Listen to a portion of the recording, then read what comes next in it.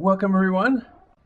So, what we're going to do today, uh, rather than doing like the first game in uh, Wild Blue, is to microscope out that world a bit to flesh out some of the history, or we could do something sort of like narrow, and I mean we could just focus on like the queen if we wanted to, like her ascent or something like that, or we could do uh, something really big picture, like uh, how uh, I mean we could do how everything from how the folk got there to how uh, you know everything ends and transitions to something that is no longer Wild West. If we wanted, we can. There's a lot of flexibility there. Um, but I should introduce you guys because I'm so together today. um, and it would also be Daylight savings time. yeah, yeah. Earlier really eats on your sleep. Yeah, I mean that only happened a week ago, so obviously I'm not going to be together yet, right?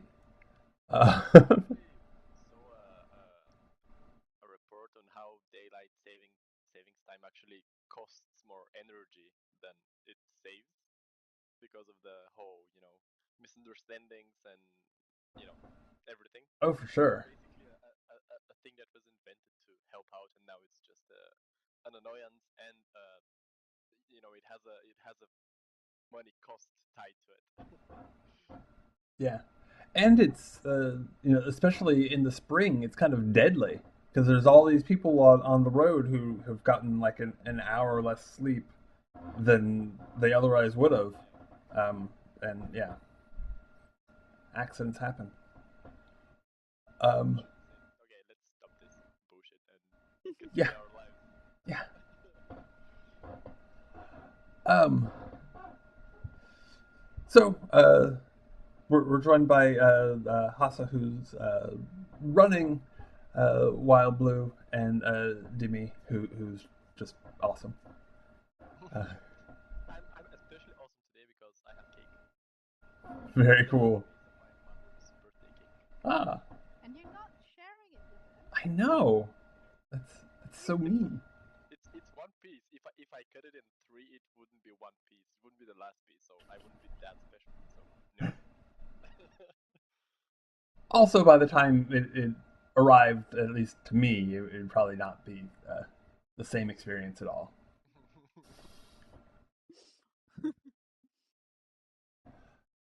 Um, so, for doing microscope, the first thing we need to do is figure out the big picture, which is um,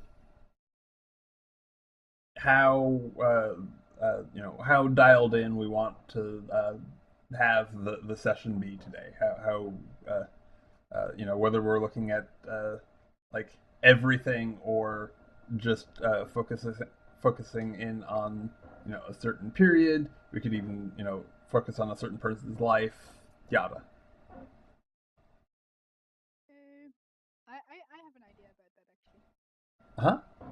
Because what I'd like to do is to uh, either purely detail the history of the folk, if we want to, I guess, avoid taking too much choice away from the other players ourselves, um, or detail both some of the history of the folk and the some of the history of like the current people, like our people, I guess. Okay.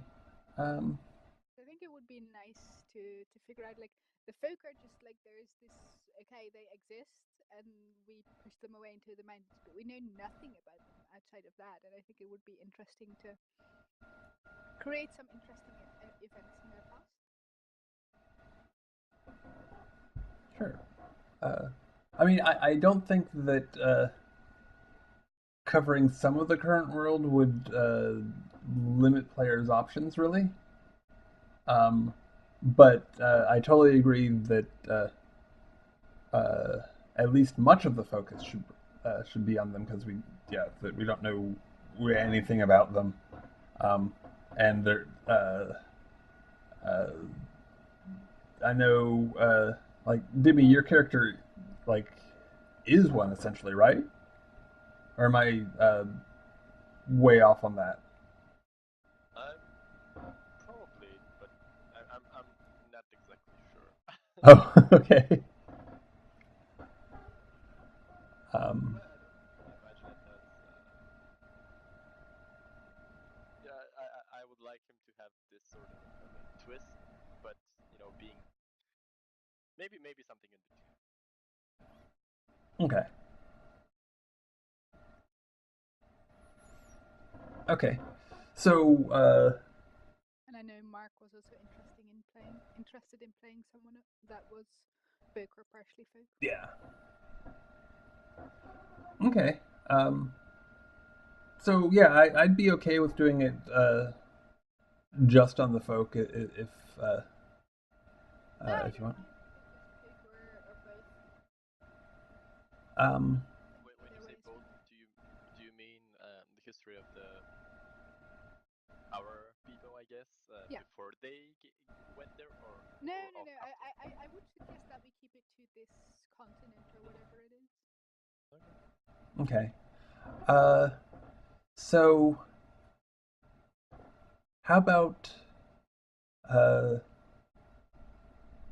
the while definitely focusing on the folk, how about uh, something that covers both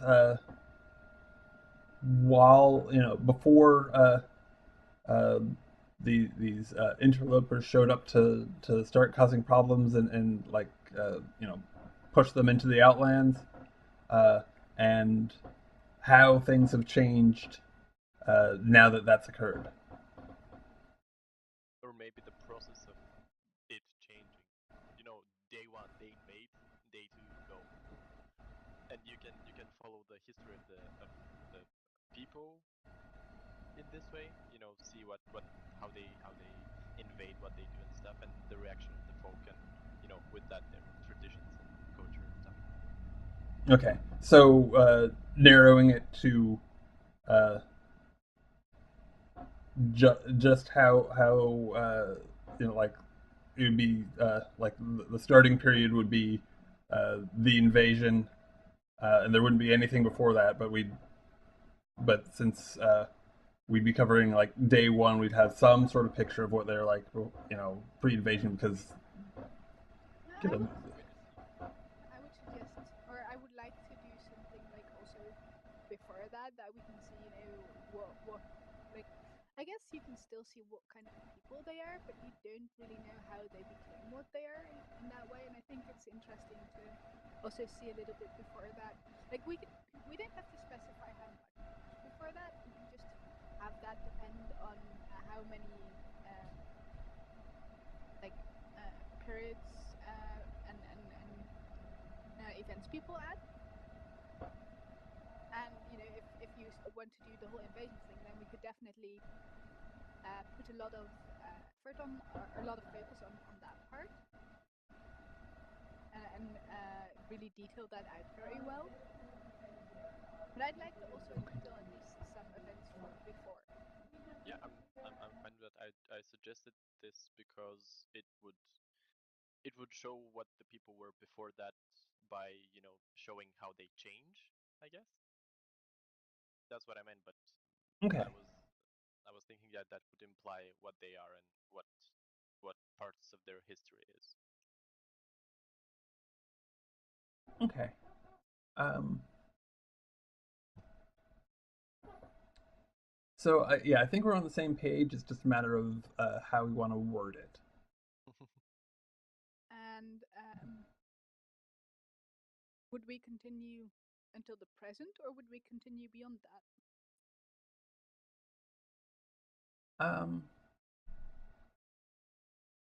I'm thinking that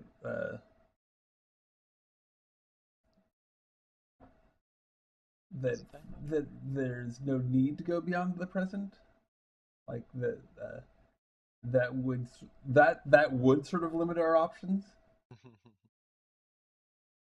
I mean, it could be big picture enough that it doesn't, but uh, I don't think that going into the future adds necessarily.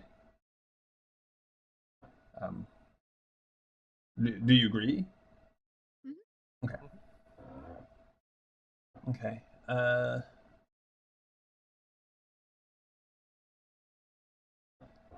Then I would suggest going from sometime in the past of the folk to present day. Okay.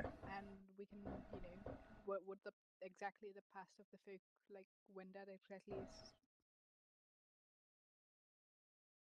I guess we have to write a starting period, right? But like, Yeah. Well, okay. Go that way doesn't really. I'm not sure if we have to decide that up front. You can just see how much inspiration people have for the folk. Okay.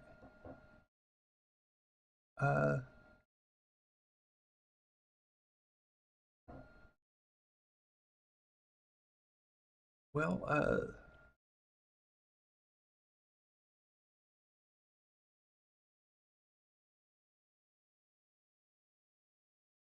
how about for the big picture, uh, something like how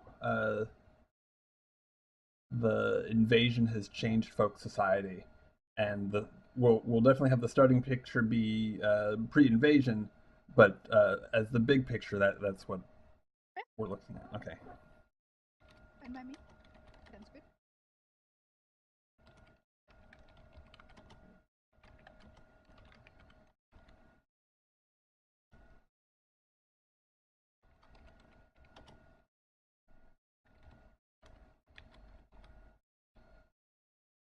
Okay. Um, and then, oops.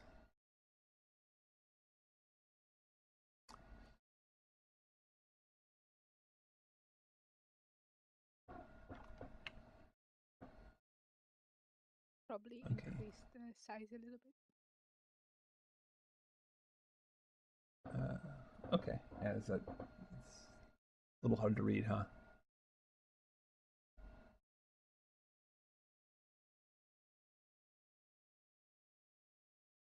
I mean, it's fine if I zoom in, but bigger is easier. Okay. Just there we go.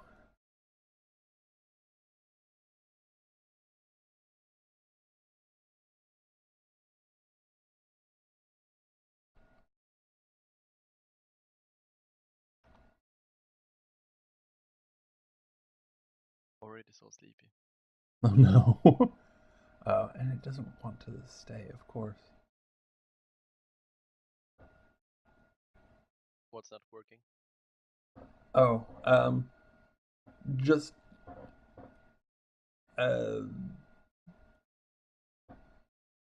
it's just that while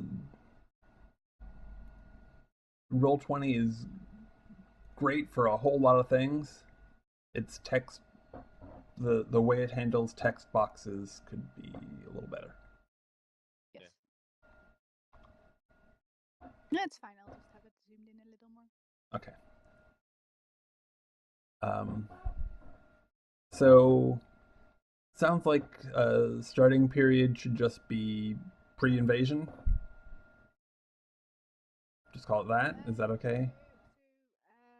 Starting period, we have to decide if it's light and dark, right? So it's isn't it something like the rise of the folk or something where they turn from like being less existent than the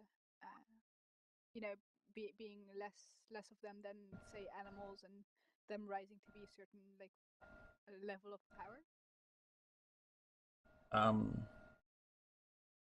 We well, okay, in doing the big picture of how the invasion has changed folk society, it seems to me like doing as our starting period, like how they transitioned from being wild to any sort of society at all might be going back too far. Whereas if we have the starting period as just pre-invasion, we can touch on that, but it's the focus of the period is a little more but then you defined. only have one period before the invasion. Yes. I guess it seems like a little restrictive, but if I guess it makes sense for the big picture. And again, we can explore that period in a fair amount of detail. I mean, we can have as many events pre-invasion as we want. Yep.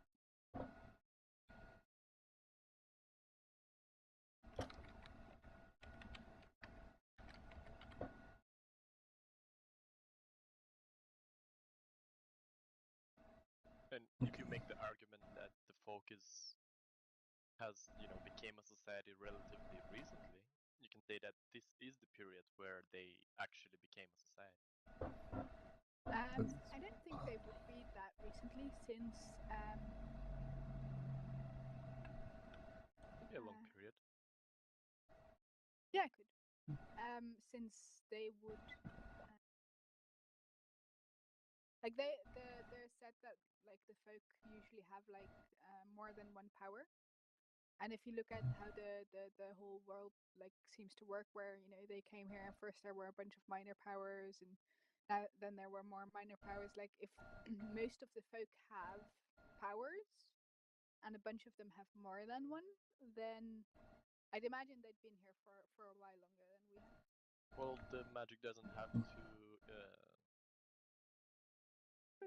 have the same effect on them. True. But They can actually be the ones that gave us the gift somehow, decided to do it, or happened by accident, or someone stole something from them. But they don't have to have acquired it the same way. Yeah. Well, that's going to be interesting to explore, because that isn't coded into, or that isn't canon in the world itself, right? So that that definitely sounds like something we need to decide on, but we don't need to right this moment. Like that, I think that's going to be either that's probably going to be something in the post invasion period. We should look at. Okay, so the next. Maybe the powers aren't a blessing. Maybe they're a curse. Okay, so the ending period. What's the last period that we want to look at? I mean, do we want to call that, the present, or yeah? I mean, that makes sense. We could just well, that's quite narrow for a period. But I don't know think, how microscope works. Sorry. well, I don't think they define specific periods and such, like the length. But basically, period is very big overview. You've got periods, and within those periods, you've got events, and then within those events, you can even have scenes, which is basically like play-by-play moments of how stuff plays out. So periods are, I guess, the big overarching ones. But I think it would make sense to at least initially like split it into 3 periods of Pre-invasion, the invasion period, and then afterwards the period of peace, like relative peace. Okay. Alternatively, we could call it the period of the Red Council. There's in Wild Blue is this Red Council that's starting to rise up, and we could choose to turn that into like more than just an event and a whole period of this. Like first there was first there was pre-invasion, then there was invasion, then there was relative peace, and then now there's the rebellion uprising. If we want to end it in with a bit of a darker period. Okay. That's fine with me. So we'll call the ending period Rise of the red. Okay. Or is it red or crimson? I thought it was. Okay. All right.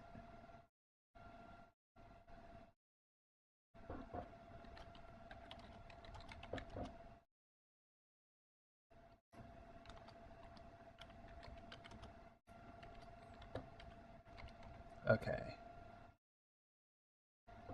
So,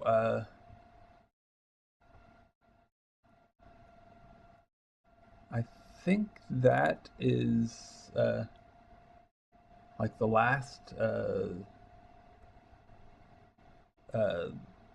think we need to do yes and no's. Yeah. The palette ads and bans, but I think that's the last uh, truly sort of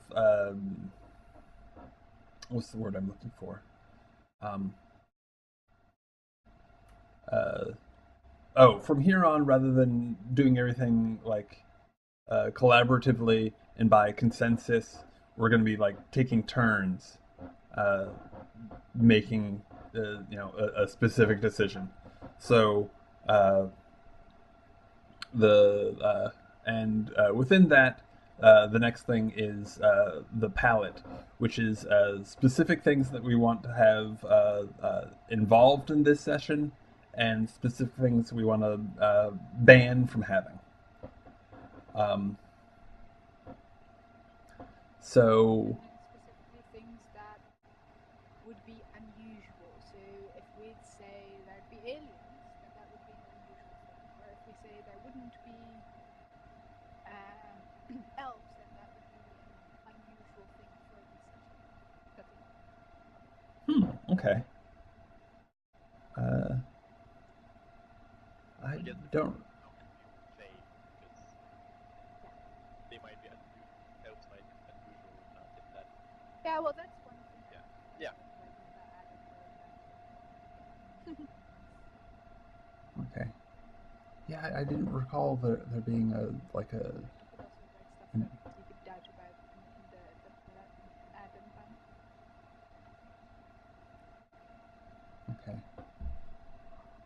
Okay. Anyway, yeah, I didn't recall any mention of like add, ban, and unusual, specifically unusual.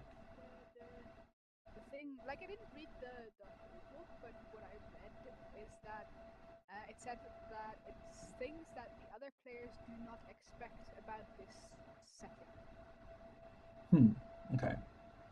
So in that sense, it's a given that there's humans and folk, whatever that may be, but they may not expect, or they definitely won't expect there to be aliens, and they may not expect that the folk are the standard Tolkien orcs, or that they are more fey-like or whatever. So these are stuff you put in the palette add and the palette ban. Okay. Okay.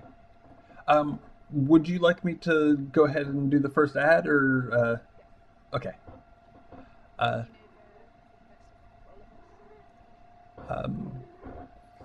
Yeah, I mean, this is just my third time playing Microscope, but Well, it's 3 times more than me. Yeah. So let me see. I mean, yeah, just adding the folk themselves is I think already a given.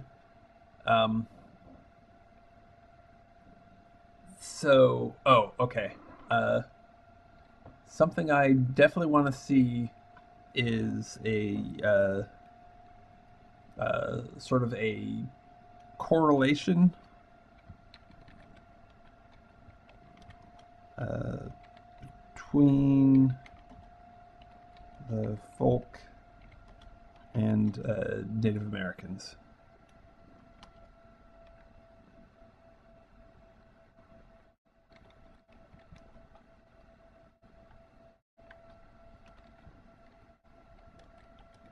And how did the Palet Adam and Van work again? Because I remember that at least at some point you weren't supposed to talk during somebody else's turn or offer suggestions. Does that true for the Adam Van period as well, or is that only for late? That is true for Ad and Ban. Whoops! Oh, this thing.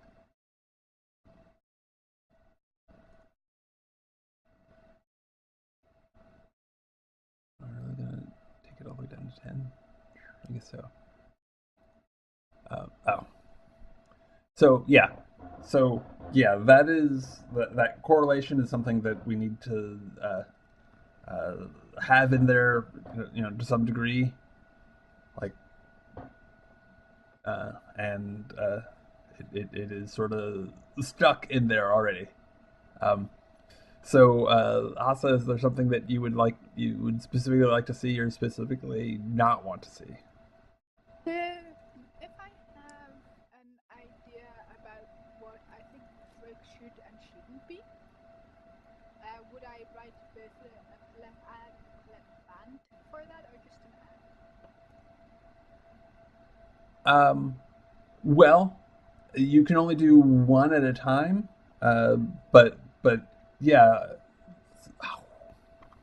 I'm, uh,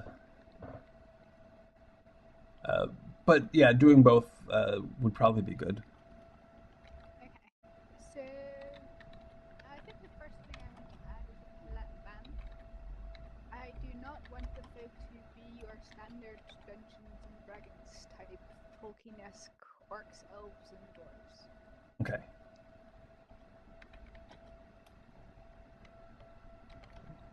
Just a moment, I managed to delete what I first wrote. How many rounds of this are we doing? Or is there no limit? Essentially till we feel like we've done enough. According to the book, it's until one of us can't come up with something anymore. So, like, we all do like one turn, and if in that turn we all add something, then we keep going on. But if one of us doesn't add something that turn, then after that turn we stop. Or ban something. Yeah.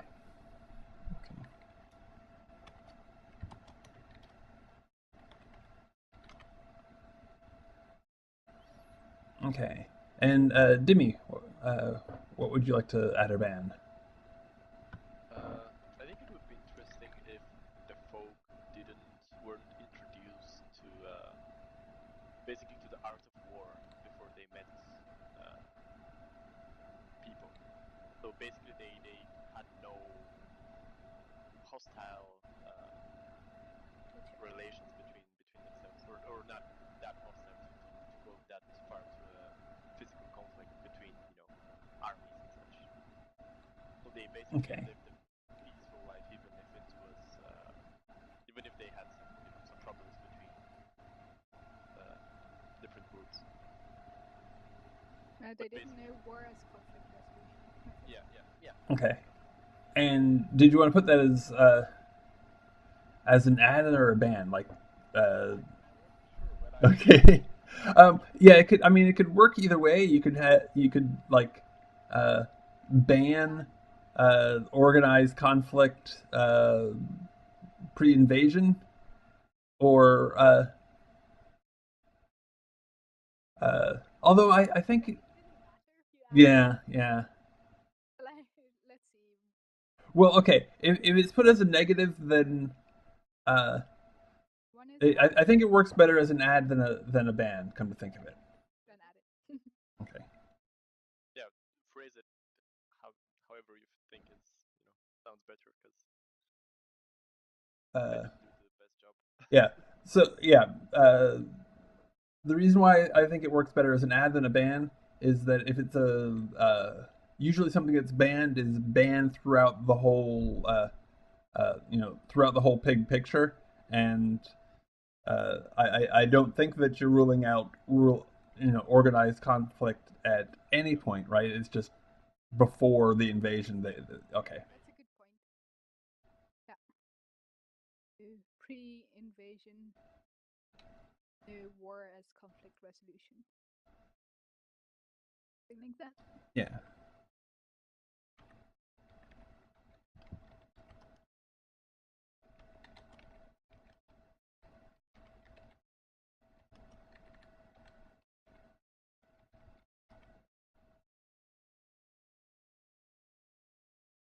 All right.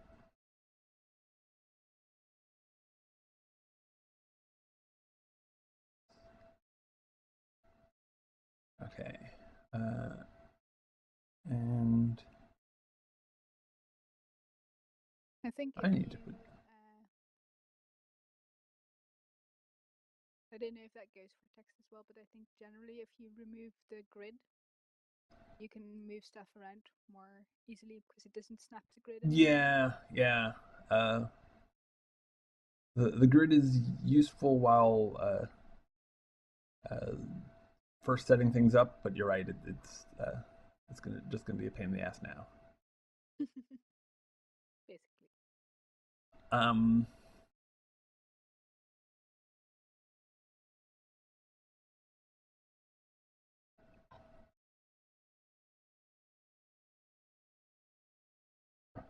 Okay. I think as a ban, I want to do no technology beyond the Wild West period. So like no Steam.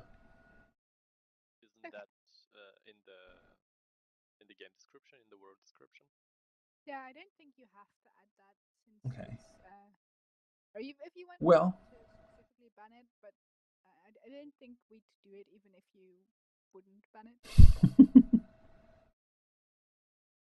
okay. I mean, I could see the uh, the queendom actually having like uh, steampunk stuff if we didn't like specifically not. I mean, because it's sort of yeah. So yeah, there's at least that much steam, but not like uh, crazy steampunk version of a laser or anything like that. I mean, we weren't gonna do that, but I'm gonna. If you want to have it as a specific ban. Yeah, I'm gonna formalize it.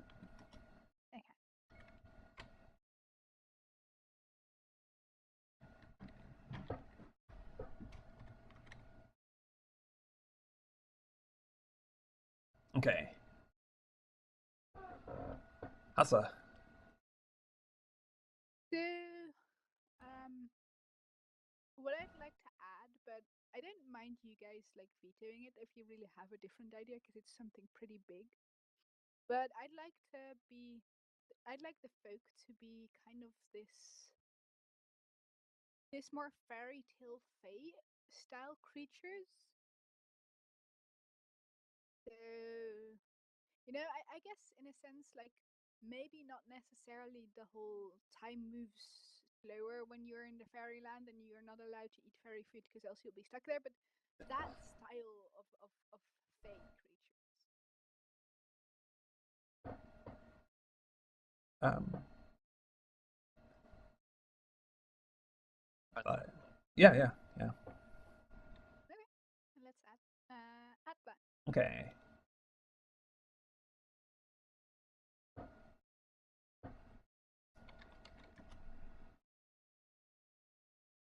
So fairy tale fae or something.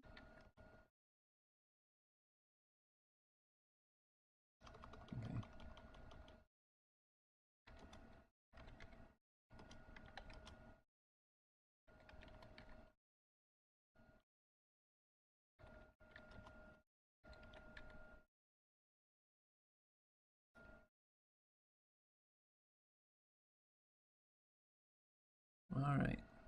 Gimme.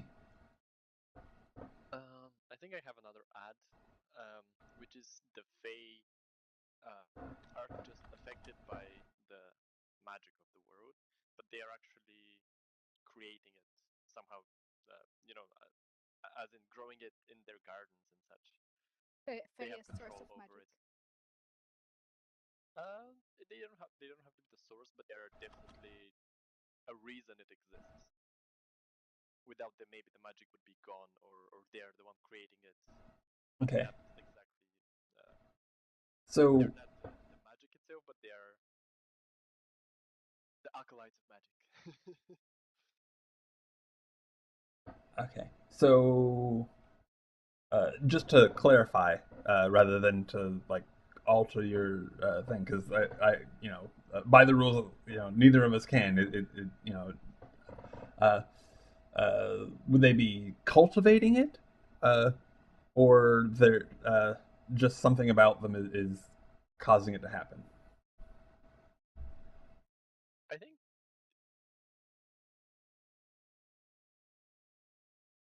maybe both. It would kind of be like you finding a wild flower out in the fields and then getting that flower, putting it in your garden, and then starting to grow more of it and cultivating it that way. So they would. No, that's how I imagine it. They kind of, How seeing that about magic keepers? exists. How about folk as the keepers of magic, or the managers of magic, or something like that? Well, we I'm not yeah, trying to yeah. I mean, we're Yeah, keepers is a bit cliche, I think. okay. I'm just gonna put, if it's okay with you, the folk as cultivators Sure. of magic. Magic farmers.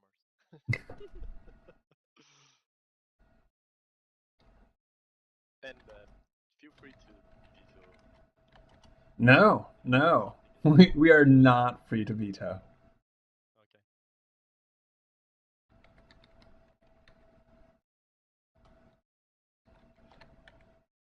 Or okay, by the normal rules, we're not. Um, I didn't Hasa, want. since you're running, I think that you should I be able to. I guess you should have a veto power that Dimi and I don't. I mean, I'd be okay with that, even though it's outside the usual structure of microscope. I think when uh, microscoping a game that someone's going to run, it's probably a good idea. I didn't want to veto this, at least, so Okay. good. I think it's cool that they have some kind of like special relationship with the magic. And that adds another responsibility to them. They don't have to defend themselves from the invaders. They have to defend everything.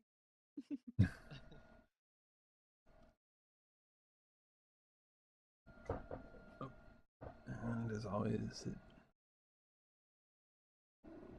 move things around. Okay.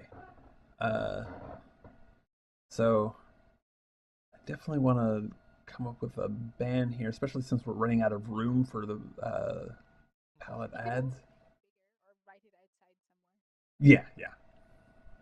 Or you know what you could do? You could just make one text box and then just write it all behind each other. Because if you make one text box and then write it all behind each other, then you have tons of space. Maybe you should generally do that, because then you don't have to make 5 text boxes. Or that would be Maybe. enough, maybe, if you wanted to. Can you edit your text boxes? Or do you then have to remove them and make a new one? Well, okay. It's sort of a mixture right now. Whatever seems more convenient at the time. Yeah, sure. Um, I just meant, is it possible in general in Roll20 to edit your text boxes? oh, once they're created, yeah, totally. Okay. So you could do that, like turn it into one big text box. Um, hmm. Is Let's see. there Well, actually, yeah, I'm kind of slowing down on what to ban. Uh, I mean, yeah, yeah. Okay, I'm gonna skip it. I'm gonna say that I'm done. I guess you guys get one more pass. Uh, so, is there anything else that you wanted to add or ban? First, I have a question. Am I still moving for you Yeah. guys? Okay, because it said that my connection was interrupted. Um, well, I think I'd like to add an addition to Dimi's recent ad, which is without the folk, the magic will wither and die. Okay. I think that's an interesting one. You can ban magic without folk. If you no, I want it as an ad. I think Okay. Okay. makes more sense.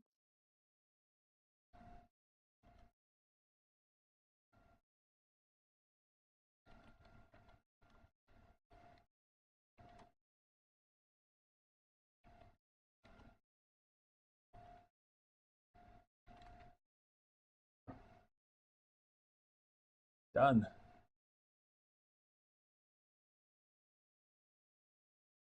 I'm also blanking out here, so I guess I'll passing as well. Okay. Aha! I got one more ad.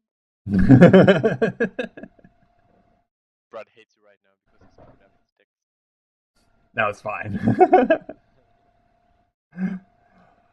Okay.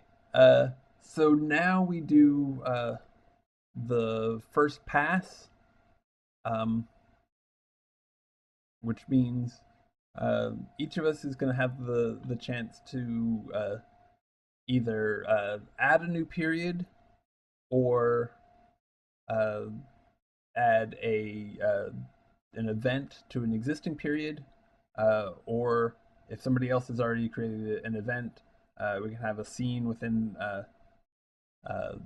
uh, within that event. And I'm just going to uh, be. Can you explain to me for a moment how events works? Because I know that they are different, but I didn't actually get that far with reading. Sure. Are not Uh, events. Sorry. oh, scenes. Okay. Uh, Let me see. So there's essentially anytime that you're doing a scene, you're answering a question. So like the key thing when you set one up is uh, you you pose a question, but it can be and perhaps should be a very leading one. For example, let's say we uh, have uh, it, let's say we've already uh, made the period of the invasion itself, and then we have under it the Battle of Blue Ridge. Um, we could then have a scene within it that could be as simple as uh, how did the battle play out, um, but it's often better to like totally load the question. So like how did the uh, folks loss at the Battle of Blue Ridge uh, uh, spell the end of their control of the land, something like that. Um, and then once you have your question, uh, you can either have everybody involved in the scene, and the person who creates the scene will then decide if there's any specific people that they want in the scene and anybody specific that they don't want in it. And then Demi would get the first choice of one of those characters. He'd get the first choice of characters, and unless you had specified three people that had to be in it, he'd have the choice of either coming up with something himself or taking one of the characters you specified. And then let's say you specified two, then I would be forced to choose one of them, and then you would get the other if he did something else. That makes sense. The other way you can do scenes is if you already know the answer to that question that you're posing, then you can just narrate it yourself without the other players.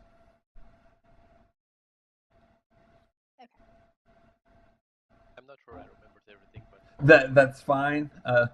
When we get to the first scene, I'll either walk you through it, or at the first opportunity, I'll do a scene.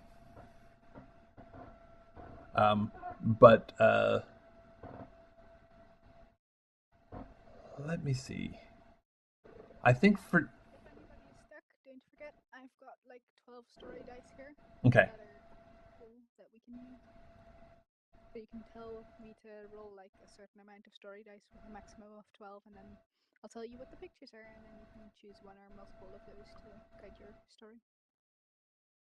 Cool. I think for now I'm just going to do sort of the obvious thing, which is which is to create a period, which is the invasion itself. Didn't we specify, by the way, if periods are light or dark? Oh, we should, yes. I think the Rise of the Crimson Council is definitely a dark period.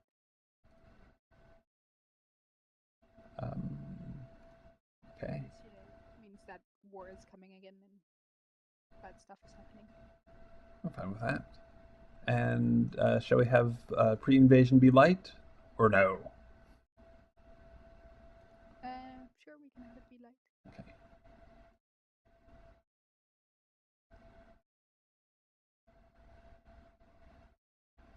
Okay.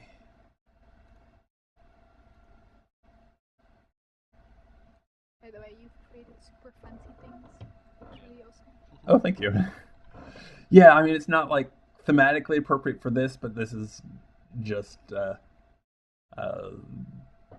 layout I've been doing for Microscope in general, and That's nice.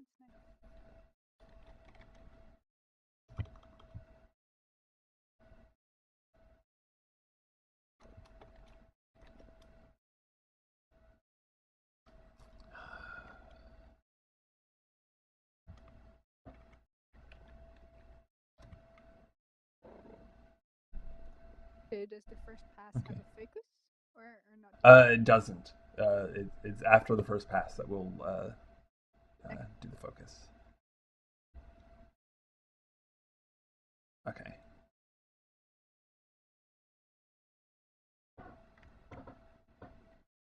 There. Okay.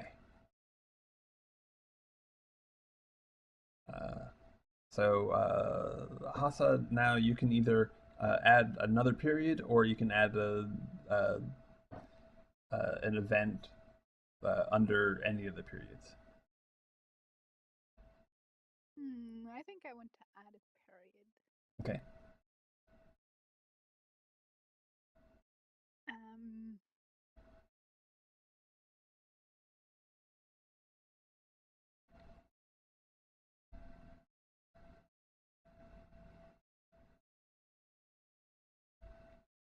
Maybe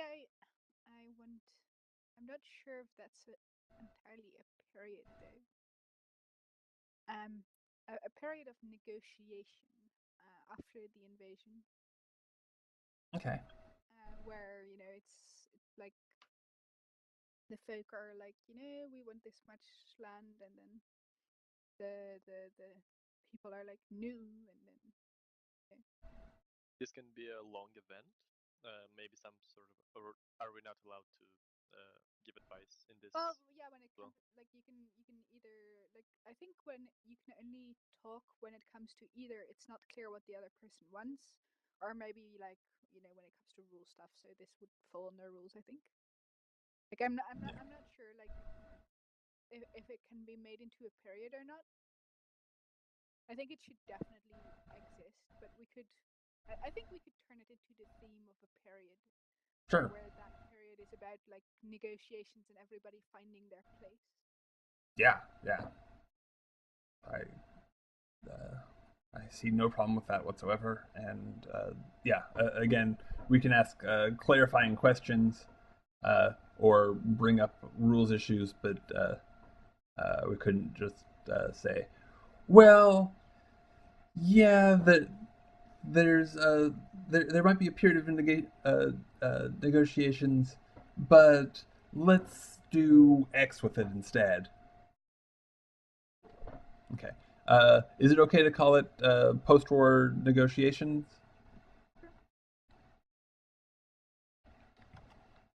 Oh, I thought you mean negotiations to avoid hostile relations. Or do you mean after the whole invasion has happened? After the whole invasion has happened and is over, like after the humans have won, basically like trying to figure out who gets to live where and what this means, and rebuilding cities, I guess, because the folk then have to have a new place to live because they didn't originally live there. Things like that. Like, it's just the turmoil settling down.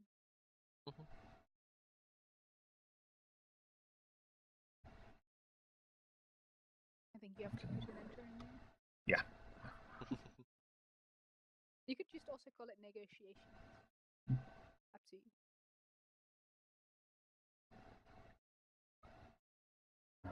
Okay, Dimmy. I would like to add an event to the invasion, which is the first battle. Okay. Continuing my what was that palette entry?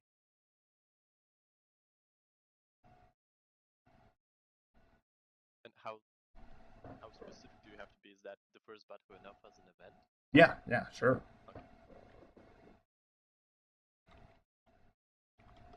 Yeah, but I think like the more specific, the better. Like the victory of the first battle. Like, I think you're supposed to write down the outcome in there. The first win for the humans or something like that. Or well, goes to humans or whatever, or folk. Or is that the scene description, or I don't know. No. I think let's take a look. You're playing out a literal scene, like people are there, and an event is really like a battle or something like that, or the sinking of the Titanic could also be a scene. No, event. Sorry. Yeah, so I get part of it is in fact describing what happens. So I mean, the event can be just titled "The First Battle," and then you just tell us a little bit about the sort of an overview. Yeah. Well, let tell you something about it, and then we'll decide if we want to add something to the first battle. That's okay. To the name of the event, I guess. If you guys think that it should be more specific. But yeah, basically those people invaded the land of the folk, and the folk being used to talking over problems, and that they didn't even think that these humans might be that hostile when they're in in search of basically an explanation who these people are, what are they doing, stuff like that. And the humans, probably scared of the new creatures they're seeing, resorted to violence as their first choice, and there was basically a slaughter there. So maybe not the first battle, but how would you call The it? blah blah blah massacre. Hold on. Let me look in Wild Blue because they landed at a specific point. So Yeah, I think you should call it the massacre of whatever the places where they landed. Yeah. Okay. Great.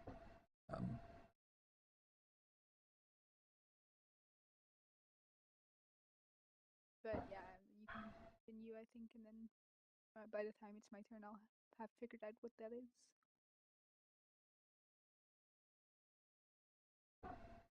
Okay.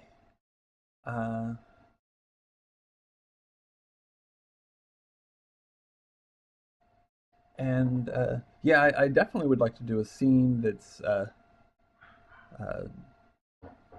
covering how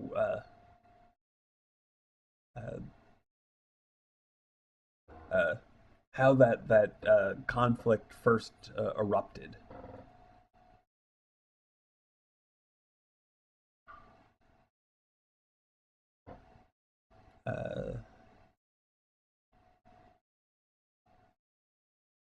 So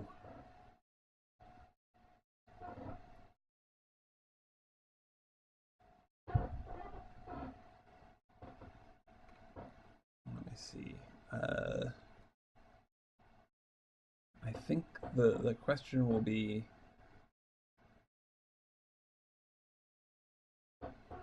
Let me see. So we already know, I mean, a lot about how the conflict erupts. Uh, in that. Is this what you meant? I thought And I didn't think the crying forest. I'm just searching where we landed. Oh, when we fled across the desert generations ago, we landed at a place both beautiful and dangerous. Oh, we should go ahead and say whether all this stuff is light or dark. So the Sounds like a dark thing. yeah. I'd say post-war negotiations are in a way light because it's more about everybody finding their place. And sure, people wanted something different than other people, but it was kind of, the bad stuff had happened, and now we're trying to make it awkwardly, but trying to make it work in some way. Sure. And is the first battle dark? Yeah. Okay. Um, well, okay. So Okay. I want to. Okay, so I think I want to put a twist on this and have the scene be uh, how are the seeds of hope planted even as the first battle erupted? As the question uh, for the scene.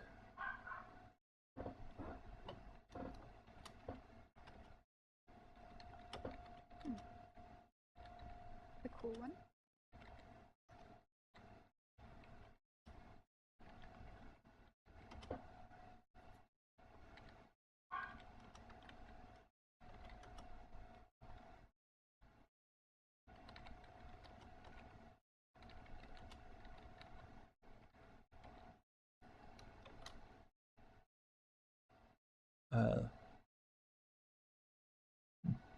But I think that the scene itself is still going to be dark.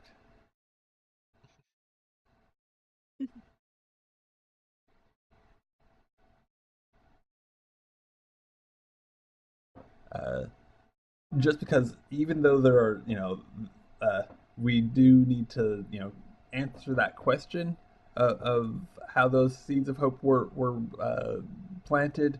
It's amidst the mostly horror, or there may be seeds of hope, but it's still the initiation of a dark period. Um, so uh, I don't know the answers to this question yet, so I definitely want to play out the scene. Um, I think that there, in terms of required characters, uh, there should be uh, a chief or other uh, uh, leader, but you can make it as essentially as egalitarian as you want, um, uh, of the folk there. And I think that there should be a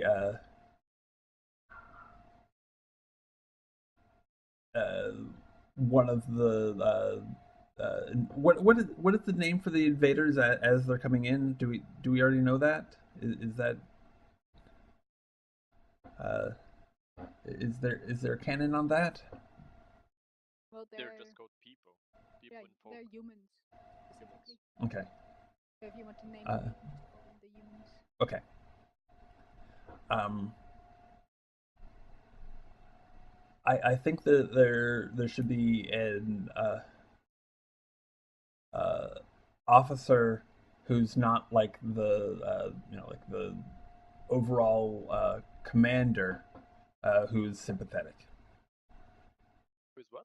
Sympathetic Oh. uh, to the folk.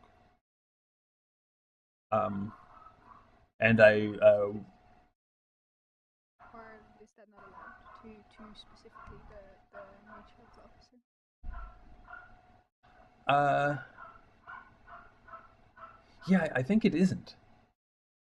Okay. Uh, but I'm not gonna require a third person. That'll be open.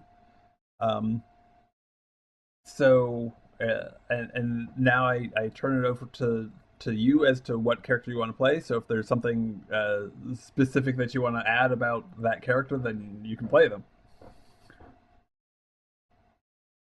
I think I still want to play the chief of the folk Okay. because I also have some specific ideas about that. Okay.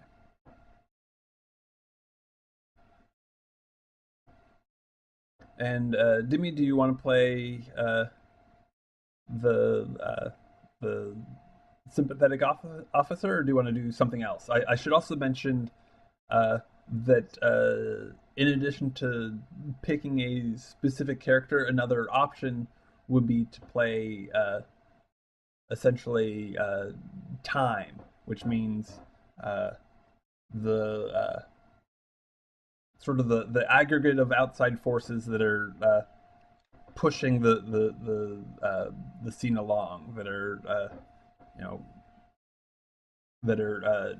know driving it forward. I can do the officer. Okay. In that case, I will in fact play time because I think that Then you ha- can also show us how that works. yeah. Uh, exactly. I think that might be helpful to both have an example and to in this scene have these outside forces that are pushing towards conflict, even as uh, you guys may be finding points of commonality. So what were your requirements about the chief again? Like, it has to be some kind of leading figure, or specifically a chief, or It doesn't specifically have to be a chief. Uh, it could be really any representative. Um, it's up to you as to uh, how formal that position is. Um, so let me see. I should set the scene, uh, and uh, there may be some canon about the crying forest, but what I'm seeing is more of a open countryside with maybe just a little bit of scrub, um, and there there's a gathered force of humans um, that are all like armed and equipped, and uh, there's a and they have come across a uh,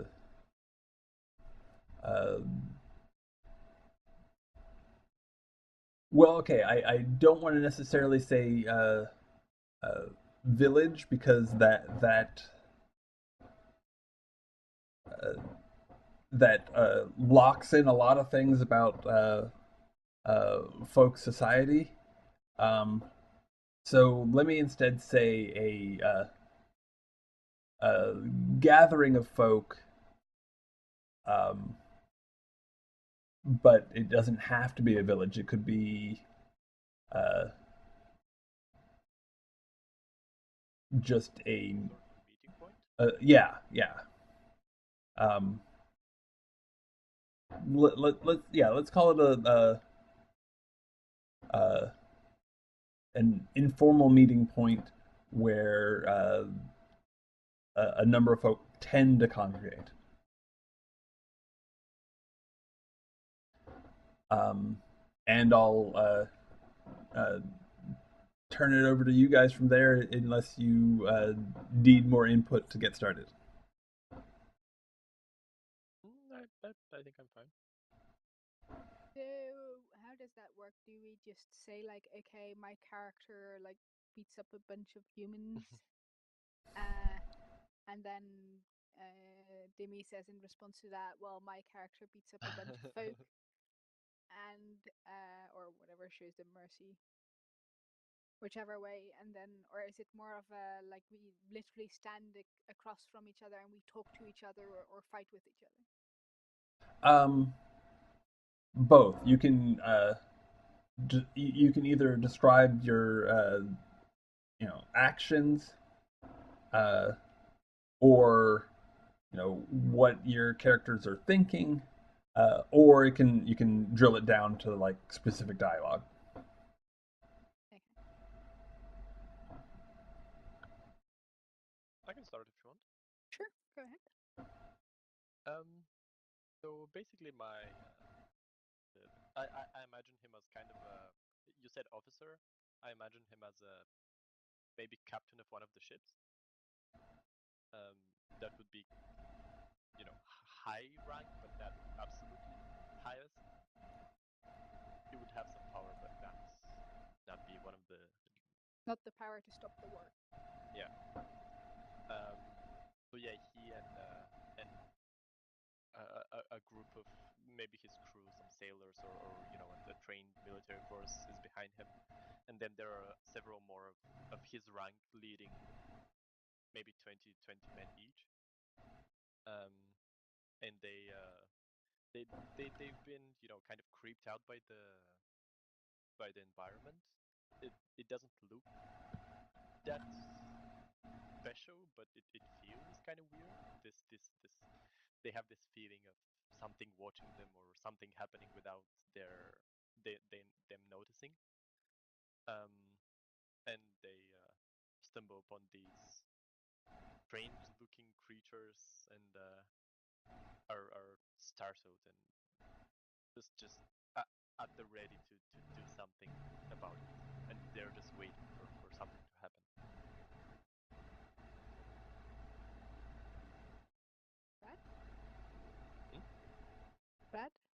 Yes. Still here? Yes. Okay, because your Roll20 camera went off for me. Oh. Okay, it's just my thing being weird. Yeah. Okay. It does that, I think, when I overload it.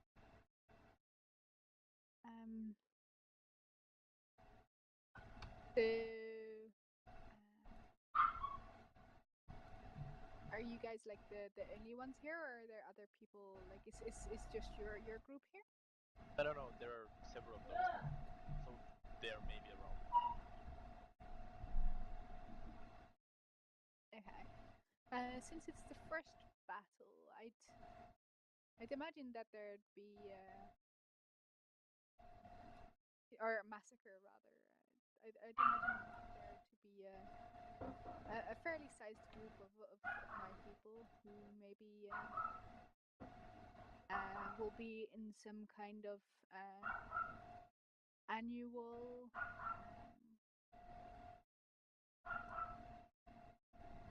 event, like a national holiday kind of thing. I don't know. Ritual of some sort. Yeah, so some kind of like yearly spring ritual or something.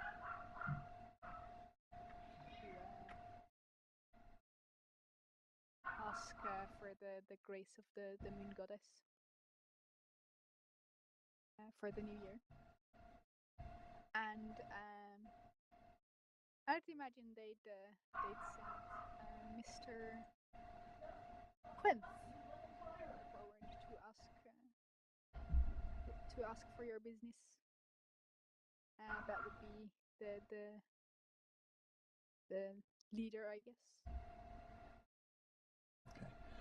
And so, as he approaches, the overall general gives the order to prepare. So a bunch of the soldiers, not necessarily that officer, all go to one knee and prepare to fire, while a rank behind them is ready with reloads.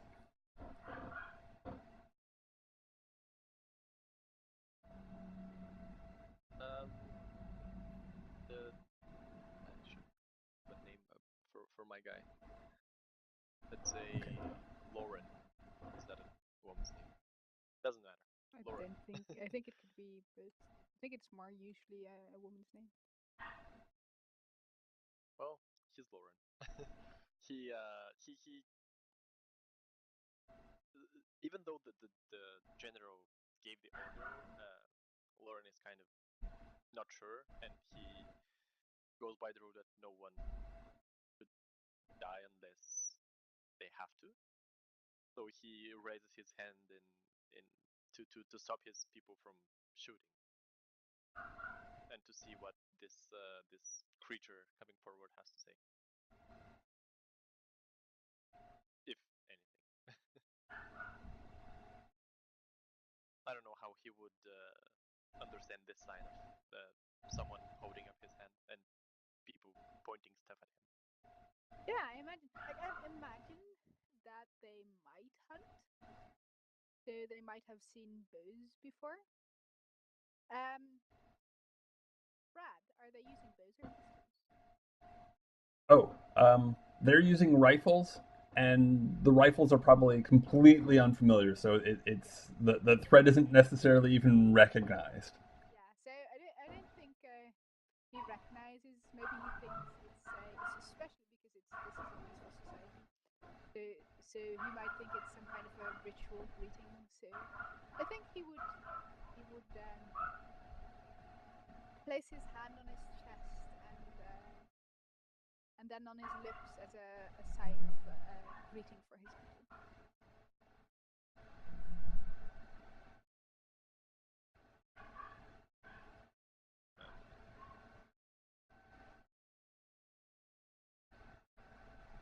I'm blanking out here. Does the general say something else? Or am I allowed to ask you this or that Sure. So I think that the general doesn't say anything else at this point, but he does go ahead and he likes what you're doing. He thinks that you distracting the this guy may be tactically useful, and lets you go ahead and conduct negotiations. If you want inspiration, I can roll some dice for you. Sure, let's see what comes out. How many do you want? 4. Okay. They come up with a boot. Up. Cactus. And a bird. Ooh. Well,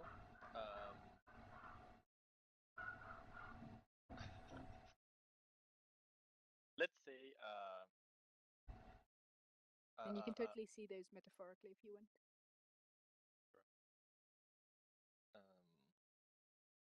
A bird flies around us, and it actually startles one of the soldiers, and then he was on the edge of his nerves already, and he just screams, just shoot him already from another. Wouldn't he just shoot him, or like just shoot at like the group or something like that at the very least? Well, that would be disobeying. So I would imagine he beckons his captain or whoever's in charge to give the order. I was going somewhere with this.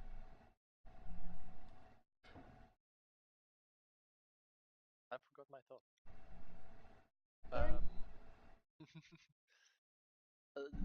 Let's say someone from my group yells that, and I'll turn to him, with the stern look, and tell him to mind his place, and then remember who's in charge.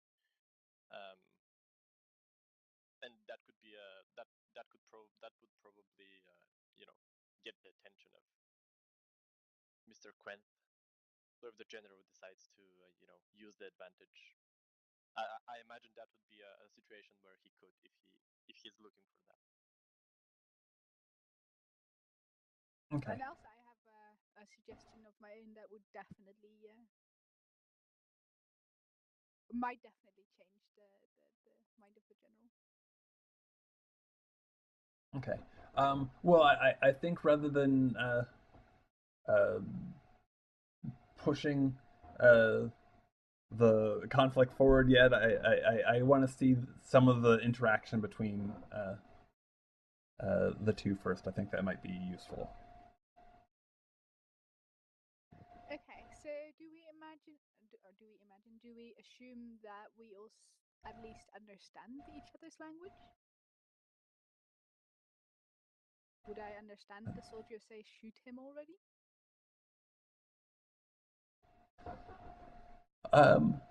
Well, I think that that is up to you. I mean, I guess they could be just stuck with using, trying to use hand gestures, or you could just specify that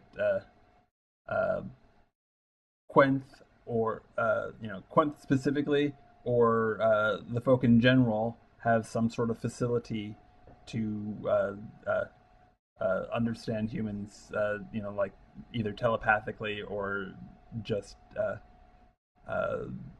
because they have they or he has an ability to speak all languages. You can speak with that bird that's flying over as well as these humans. It's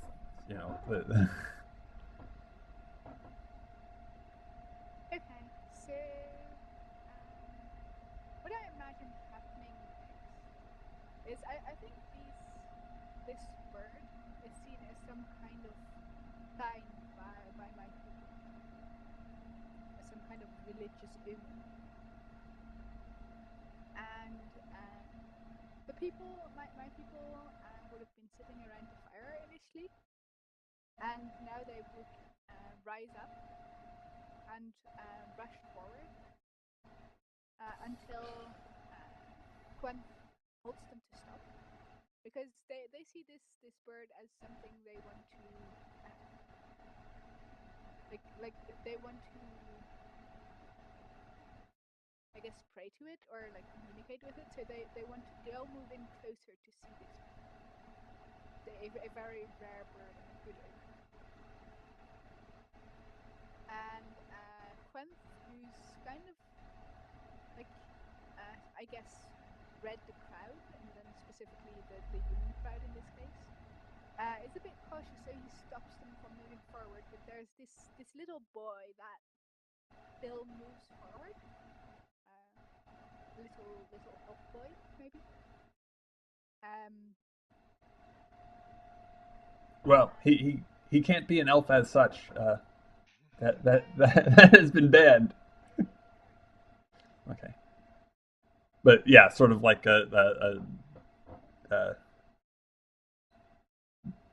but I guess sort of humanoid and sort of like of the she, if we're going to classify in those terms. Okay. He'd still move forwards, and if he's led, that he will even move in between Lauren's men to get a closer look at the bird. You mean Quent or the kid? The kid.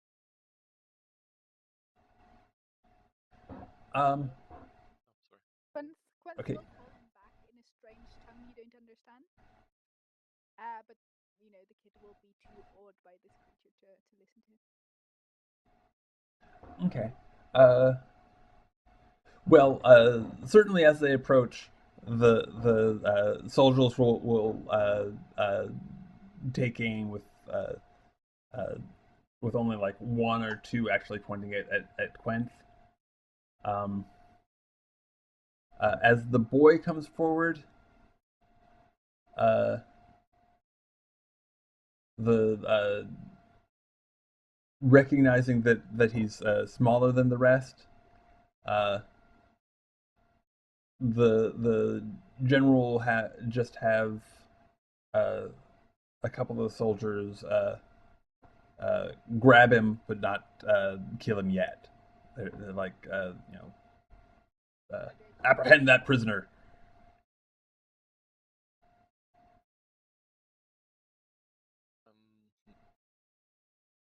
Do the people under my command do it? Oh yeah. They grab him.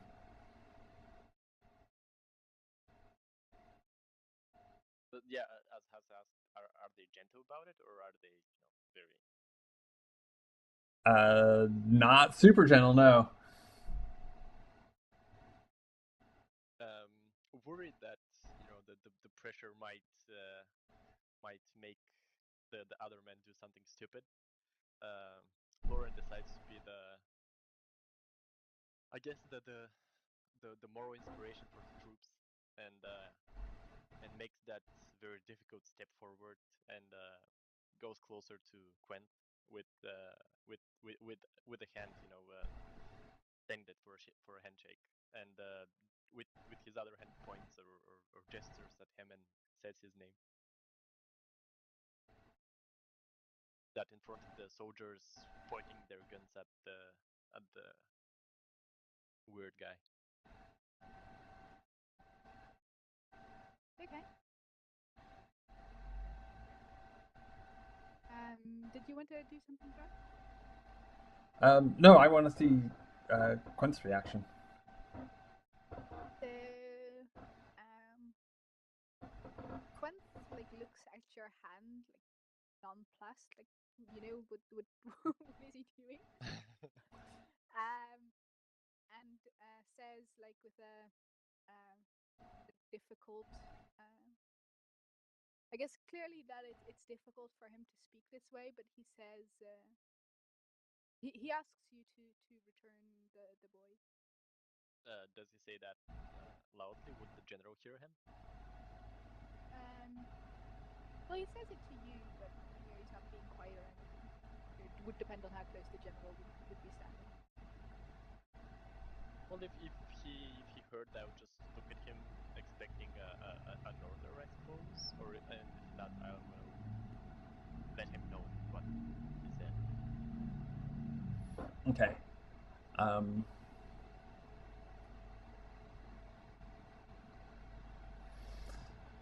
I think like you pass that back, but there's no official response yet. Like they still have the boy, but there isn't like anything saying that no they will release him or no they're not gonna. But did the general say something? No information has been. He doesn't pass information back to the officer. He may be saying he's probably saying stuff like amongst troops nearby, like in terms of preparations or under what conditions to fire. But he isn't giving the order to have that passed to the officer. Well, let's get ourselves into some trouble. I will order my people to release the boy without the general's strict order. Okay. So, sure, they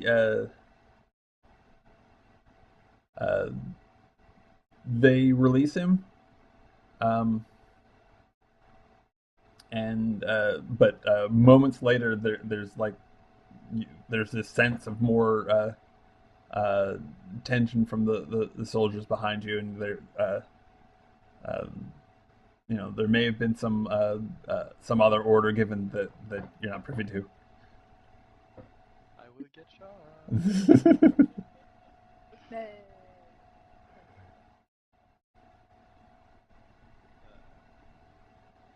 Yeah, I suppose I'm guessing that the kid goes back to Brent, and I'm awaiting his reaction to the kid returning.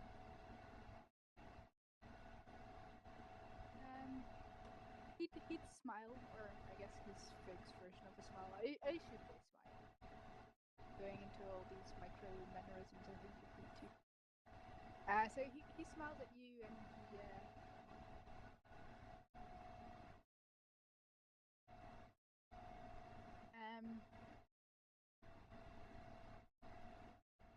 he'd thank you, and he'd say,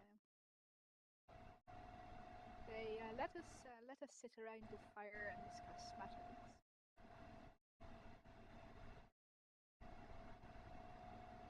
Well, I have to tell that to the general. Sure. But I'm not saying that I'm not telling that to Quent. I'm just saying that I will do it. Yeah. Character will. Already these being asked to go by the fire. I'll tell him that the guy wants to discuss things. Yeah, what's passed back is discuss right here. Don't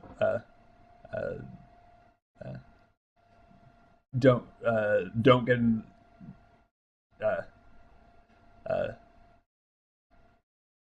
Don't go any farther than you already have, and definitely don't get in the line of fire. Oh wow.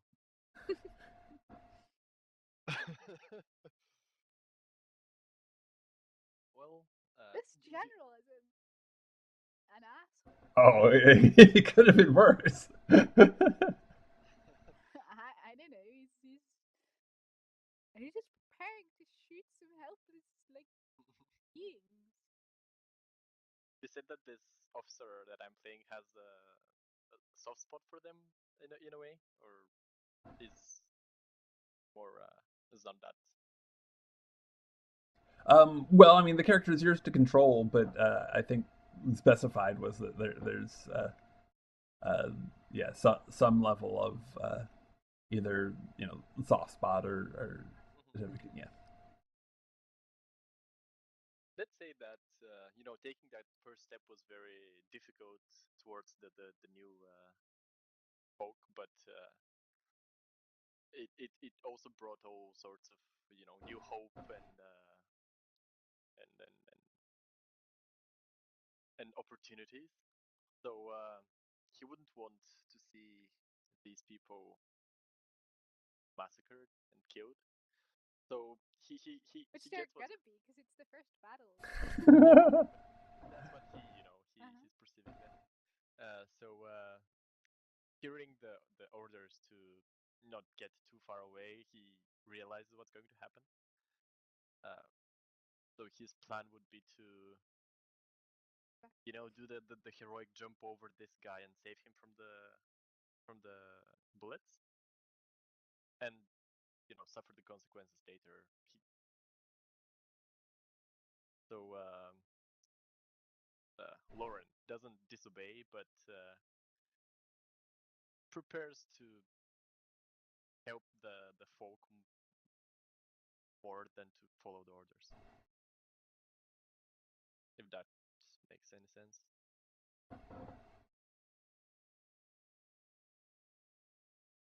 Okay. And Hassan, is there? Yes. Yeah, I'm with Can you. okay. Yeah, we can still hear you, so that's the important thing. Yeah, like TeamSpeak is there, but But I don't know if Quent would see the reaction, but Lauren is probably looking kind of awkward and thinking about stuff. so am I back? Yes, Yeah, yes. Okay.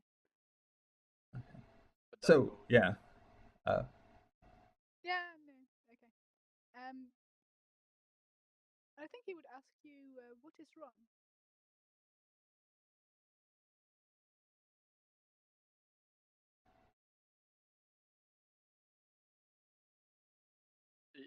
In a low voice, not a low voice, but yeah, a low voice. Lauren would whisper, "You should hide," or yeah, you should hide. Right? Is this some kind of a custom of your people?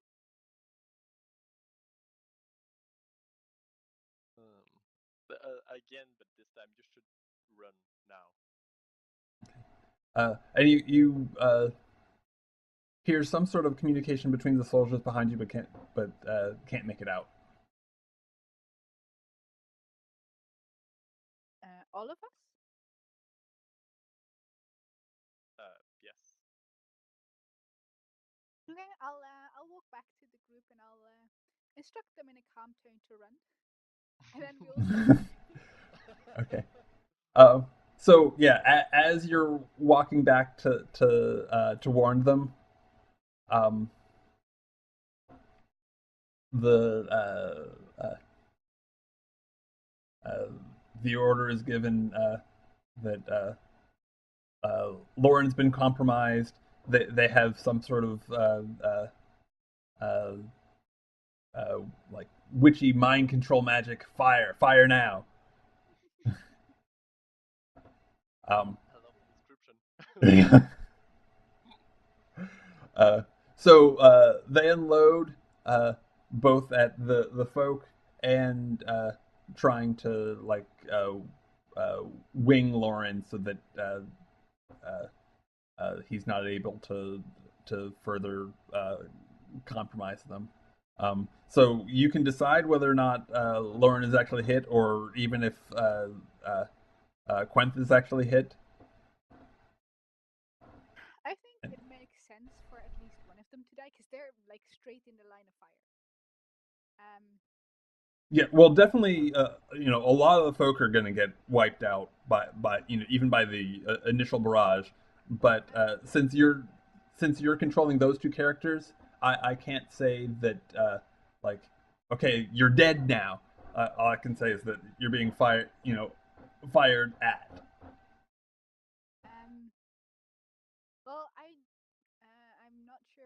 much of a preference for Quenth, but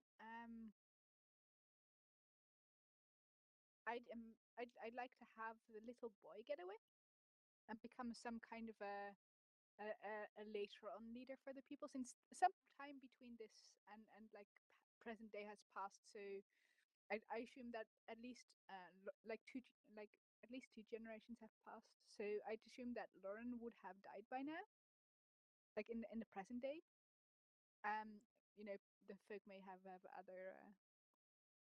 other expiration dates, of course.